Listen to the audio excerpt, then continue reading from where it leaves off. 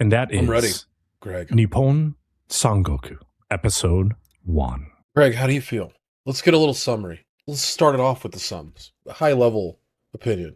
You think it was good? I think it was good. They set the stage right off the bat, Yep. got us all on the same page so we understand the age that they're living in. Mm-hmm. And how they executed everything else from there was good. Like, it was very relatable. And I relate to the main character a lot, actually. I feel like his mindset and like personality about being super logical, I feel like I do that a lot. I don't know if I would be as cool-headed as he was in this episode. Oh, no. I don't know, man. Like, that shit was crazy. That was a very intense final few minutes of the show. It's just like, I really enjoyed this, for sure. Yeah, that was a tough one. That was a big toughie.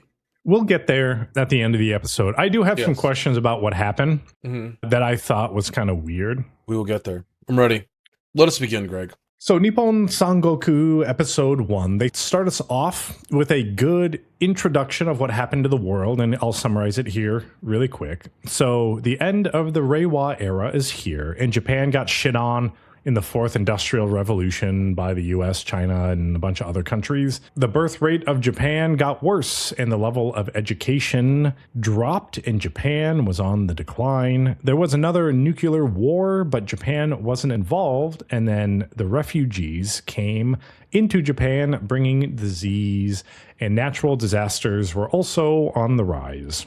So the world's just going to shit. Rich got richer, poor got poorer, and then there was a revolution, the Great Violent Revolution, the Boryoku Daikaku. The nation collapsed and the population reduced to a tenth of what it was, and all modern infrastructure and technology was lost, and civilization regressed into the Meiji era levels, and Japan was divided into three nations, Yamato, Buo, and Sei, entering the Sangoku period, fighting for hegemony. Like how, what's his name? Facebook, Meta, whatever. That's him right there. Mark Mark Zuckerberg. Zuckerberg. There you go. Jeez. Thank you. But it's Mark Zuckerberg at doing the. Hey guys, I can't wait to tell you about my new website. It's called Meta. I made some glasses. I like the intro visuals of what civilization was like and the playfulness of us losing it all. I especially liked the cosplay visuals after they talked about the revolution. I thought that was pretty cool. Yeah. Also, I did like the intro where literally everybody smokes. Also, that's kind of like, so smoking was such a prevalent thing back in, like, obviously the 1800s to almost, like, I want to say the 1970s, because like tobacco is such a insanely productive market. So everybody smoked, and they're going back to that era. Like, this kid at 16 's fucking chain smoking. You know what I mean? After that intro, it starts us in the winter of the 56th year of the Yamato calendar at 1:57 p.m. with a temperature of -4 degrees Celsius. And Aoteru, age 15, arguing with his wife Saki, age 16, about her wedding dress and how wedding dresses are out of style since the end of Japan, and it's dumb to wear one. But Saki is like, nah, it makes me look hella cute. And Aoteru is like, that defies all logic. And then I have a note here that says, this is the start of us seeing Aoteru's very logical personality. And their ages also show the regression back to the time period of getting married around, 14 to 16, because everyone just like dies at age 30 or something like that. Yeah, basically. Like, the old guys are like 35 in this bar, and they're like, oh man, I've lived so much life. I'm so wrinkly and old. But they leave their room to everyone celebrating their marriage and everyone not knowing what a wedding dress is. And then it cuts to the reception at the Ehime Library. And Saki's dad talking to Aoteru, and Aoteru telling him that he judges everything based on reason and how it's completely reasonable for him to oppose Saki wearing a wedding dress since they aren't religious.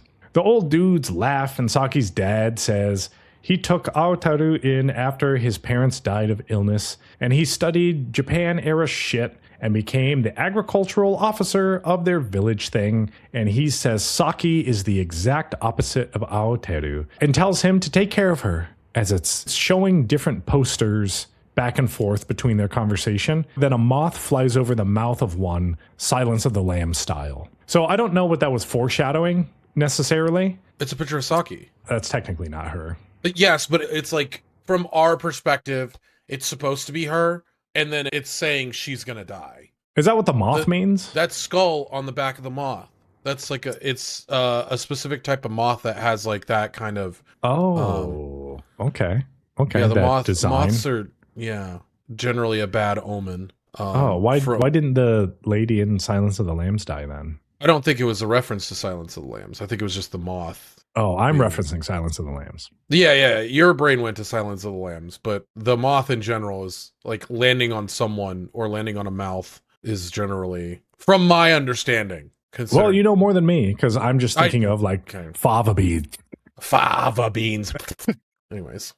And a nice Chianti. A few days later, it shows Saki praying at their in-home shrine, and it looks like her dad died.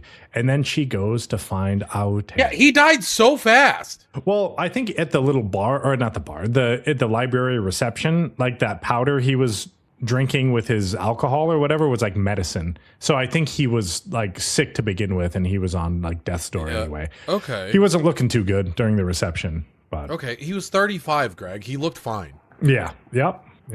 We should be dead. Aoteru is chilling outside, smoking at 15 and practicing his cartography skills. And Saki rolls up on a horse. And Aoteru says he likes the view from here because he can see the remains of Japan's once bustling civilization. And they reminisce. And Aoteru is like, cartography is sick and makes me a good agricultural officer. And maybe he can achieve something greater. Saki is like, dude, something greater? War, let's go. And they talk about Sun Tzu, who preached the importance of geography in war, and Kanbei Kuroda, and how he used geography during his military advisement.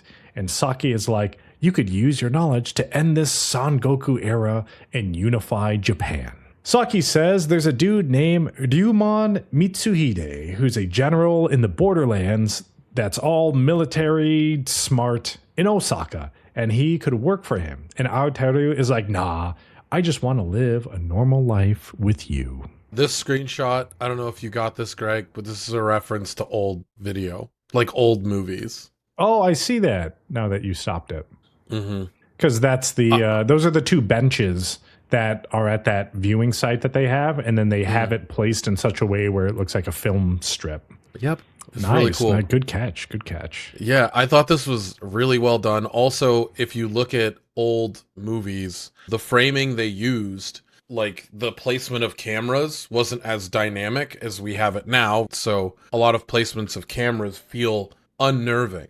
Were you unnerved? That is an awkward angle. Like normally if you were going to show that these people are having a great day, you wouldn't mostly show the ground. You would show like the rest of the city or the sky, but because they're placed here, it's like y'all gonna have a bad day. Is at least that's what I got from literally 1 second into this anime, like the second I saw Saki in a wedding dress, I'm like, well, I know what's gonna happen. She dead as fuck. Yeah. But cuts to a few days later, and Aoteru is chowing on some food Saki made, and she said it was all made from the crops that they grow. I think this is where I was like, oh, she dead as fuck. He's like, your food's so good. Your cooking's great, honey. Everything I'm so about happy. you is great. Like, man, I can't live without you. Like, you are the best part of my life. And it's like, well. Yeah, that is fuck. Anyways. And there's some other agricultural dudes saying they suck and should be on the front lines with the samurai. But Aoteru tells them that providing food for the warriors is arguably more important than fighting. Just then, an imperial envoy rolls up with Denki. And they're like, make way for the super important person. But one of the workers drops some potatoes, and Denki trips on one, falls down, and is like, sick, peace sign, tear this dude apart within 30 seconds. And then they tie him up to some horses and straight up quarter him in front of everyone. And Denki is like, just so everyone knows, I am the state, fuckers, peace. And then he said, I'm also here until tomorrow, so don't fuck up anymore. Saki is like, man, fuck that guy. But Aoteru restrains her. Saki and Aoteru walk, and Aoteru says Denki is part of the Taira clan, who have been powerful before the founding of Yamato. And 19 years ago, Denki was appointed as Lord of Home Affairs when his sister was made Empress. Then Denki murdered the emperor by poisoning him and then made his own daughter Empress to gain full control. Saki is like, man, that's fucked. Why would anyone let that happen? And Aoteru throws some logic bombs at Saki and is like, the current emperor fears him. And he isn't wrong saying he is the state. And Saki is like, you agree with that dude? And he's like, no, it's just a fact. And Saki is like, nah, let's kill this fucker. Aoteru is like, that wouldn't change anything. And you got guts, kid, but you need to control yourself. And Saki is like, no, you're the one that needs courage. Just then, they hear some screaming, and one of the Imperial dudes is beating up workers for tax money, and the workers pay up, but he adds some handling fee on top of it so they don't have enough and is just extorting money. Saki is like, man, this is fucked. But Aoteru says they'll be gone by tomorrow. But Saki steps in and learns the dude about how taxes work, and it's obvious they're just taking advantage of the people. Yeah, some other shit happens. She like grabs the bat and like does some backflips and shit. And she fucks him up. Cool. She jumps in because, like, I mean, obviously Saki we've seen is way more headstrong. Aoteru's just like, everything has to go paint by numbers. Like, the only way you're gonna go outside the box is if you play by the rules and learn how to bend the rules kind of guy. And we learn through her actions, she ain't gonna make it. Spoiler alert. This is not the world for her. Like, yeah, it's very obvious that she's a great person, but you can't be a good person in this world and survive. But back at home, Saki and Aoteru talked about the situation and are just chilling in bed and talking about how crazy the Taira clan is and how Aoteru chose agriculture just to have a stable life with Saki. And Saki is like, you should do what you want. And she thinks he should still join the military dude she talked to him about before. Aoteru is like, nah, I'm not a war dude. I don't have any experience. And she says, why read all these war books if you don't put the knowledge to use? And you need some courage. And if you had it, then Japan would be unified. The next morning, Aoteru wakes up and Saki is gone. And he walks outside to a trail of blood with Denki and the other Taira tax collector dude and are like, oh, hey, what's good? I was just about to deliver your wife's head to you. And the tax collector dude is like, yeah, man, you suck. Hey. So right here, I don't understand why there was a trail of blood from the doorstep. So the second he walks out the door, I assumed that they kidnapped her. So I guess like Aoteru didn't wake up during the kidnapping, or? I mean, it would have been immediate. You can see by the way that Denki operates, he probably was like, as soon as she comes out that door, kill her. And you hit her with a bat. I mean, obviously we see that she wasn't hit with a bat. She was probably beheaded immediately. And then they drug her head, which is why all the blood starts like slow and then goes all the way and gets big towards where her head's in a fucking box.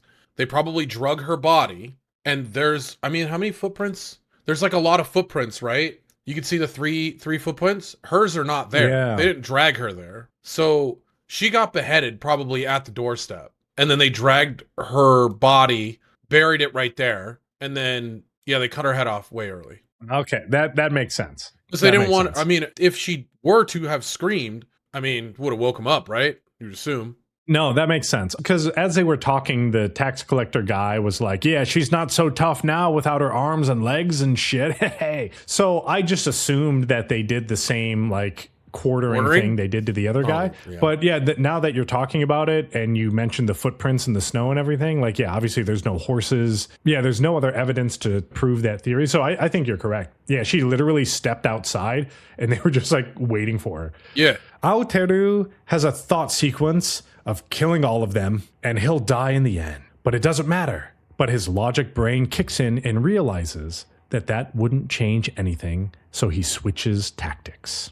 He calms himself and bows and says he has some stuff he wants to talk to Denki about regarding the execution of his wife. Denki is like, damn, okay, you got 5 minutes. By the way, this whole scene, when he starts losing his shit, there's so much color. And then all of the scenes in which his logic is there, is black and white. So I assume they're going to have this motif for a long time. Because like we see at the end of the episode, there's a lot of color, him traveling, and like he's kind of losing it a little bit, right? He's just like, I'm thinking logically, but I have to do what Saki would want. And so I'm hoping that they keep this motif. Denki is like, damn, okay, you got 5 minutes. And Aoteru asks what the charges were. And it was because she impeded tax collecting and she called Denki fat. Aoteru is like, sick. Understood. Were you at the tax collecting? And Denki's like, nope. And he said that during the tax collecting, his wife didn't call him fat. She just said fatso. And the tax collector is the one who put the two together.